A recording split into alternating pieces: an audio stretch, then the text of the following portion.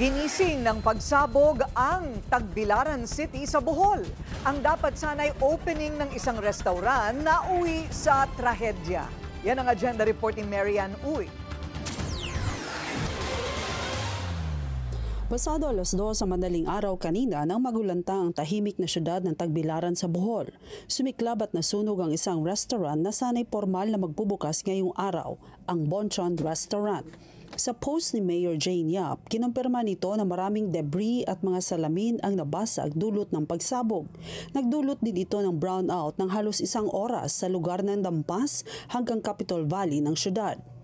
Ayon kay Mayor Yap, buti na lang nangyari ito nang walang tao at agad namang rumesponde ang mga bumbero. Sa kasalukuyan, inaalam pa ang sanhi ng biglang pagsabog sa restaurant. Muling ipinaalala ng Bureau of Fire sa mga nagmamay-ari ng mga bahay at restaurant sa Tagbilaran City na ugaliin at tiyaking maayos ang mga electrical connection at iwasan ang overloading.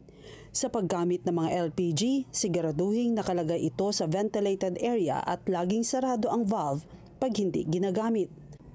Ito na ang pangatlong insidente ng sunog na naitala ng fire station sa Tagbilaran City sa loob lamang ng 1 linggo.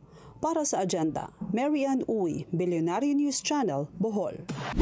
Manatiling nakatutok sa Bilyonaryo News Channel. Sumubaybay sa aming social media accounts at mag-subscribe sa aming YouTube channel para sa mga bago at eksklusibong balita.